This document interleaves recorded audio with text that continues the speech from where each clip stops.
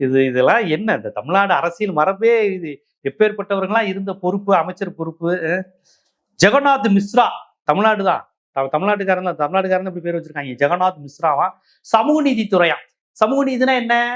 Social justice, பாலின சமத்துவம் இருக்கணும், சாதிய உணர்வு இருக்கக்கூடாது, எல்லோரையும் நேசிக்கக்கூடிய தன்மையில். ஆனால் இவர் ஓப்பனா நான் தெலுங்கு ஜாதி வெறியண்டா, நான் ஏதோ ஒரு ஜாதி தெலுங்கு செட்டியார் ஏதோ ஒரு ஜாதி வெறியண்டா அப்படின்னு வெளிப்படையா பேசியிருக்காரு.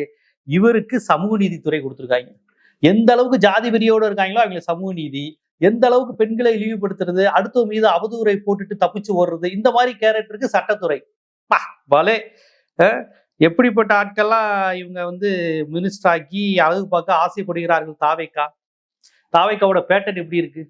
இந்த கட்சி அமைச்சரவை பட்டியலை பார்த்தாலே எவ்வளவு நகைச்சுவையா இருக்கு.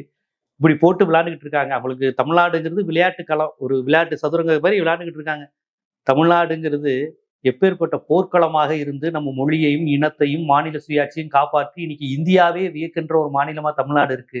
இதை அப்படியே கீழே இழுத்துட்டு போற மாதிரி லெப்ட் பாண்டிகளும் ஜெகநாத் மிஸ்ராக்களும் புசி ஆனந்தும் இவங்கெல்லாம் சேர்ந்து இன்னைக்கு நாட்டுல இவங்கெல்லாம் பதவி அங்கம் வகித்தா என்ன மாதிரியான கொடுமை நம்ம நாட்டுல நடக்கும், எவ்வளவு ஒரு மோசமான விஷயங்கள் நடக்க போகுது.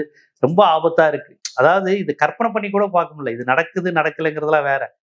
அவங்க கற்பனையில நாங்க ஆட்சிக்கு வந்தா அப்படிங்கிற மாதிரி போடுறாங்க. அவங்களுடைய கற்பனையே எவ்வளவு ஆபத்தா இருக்கு பாருங்க. தமிழ்நாட்டுக்கு எவ்வளவு பெரிய இதா இருக்கு பாருங்க.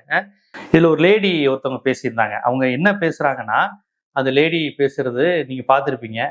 எங்க விஜய் அண்ணாவை தவிர மே 4ஆம் தேதி வேற யாராவது வந்தாங்கன்னா நாங்க செத்து போயிடுவோம், வேற யாருக்காவது ஓட்டு போட்டாங்கன்னா என் புருஷன் எல்லாரும் பிள்ளைங்க எல்லாருக்கும் நான் விஷம் வச்சு கொடுத்து கொன்றுவேன் இப்படின்னு ஒரு லேடி பொது வெளியில பப்ளிக்கா சொல்லுது. என் பிள்ளையை கொள்ளுவேன், என் புருஷனை கொள்ளுவேன், நீ உதயசூரியனுக்கோ ஸ்டாலினுக்கோ ஓட்டு போட்டா நான் பண்ணிடுவேன் அப்படின்னு ஓப்பனா சொல்றாங்க.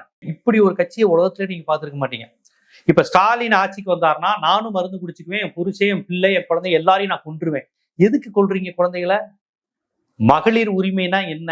மகளிருக்கான வேலை வாய்ப்புனா என்ன? மகளிர் கல்விக்கு என்ன செய்யணும்?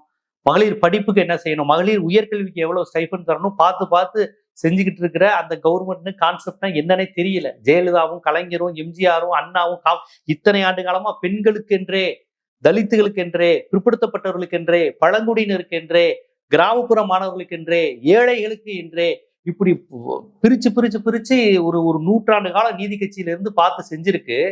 இது எதுவுமே தெரியாத ஒரு கூட்டம். ஆனா இதனால பலம் பெற்ற ஒரு கூட்டம். என்ன ஏதுன்னே தெரியாம ஒரு சினிமாக்காரன் வரணும், அவன் வரலைன்னா நான் செத்து போயிடுவேன் அப்படின்னு ஒரு 25-26 வயசு லேடி, ஒரு தாய், ஒரு குழந்தையை பெற்ற தாய், புதுசா கல்யாணமான பொண்ணுங்க, மாமனார் மாமியாரை கொள்ளுவேன், புருஷனை கொள்ளுவேன் பேசுறாங்கன்னா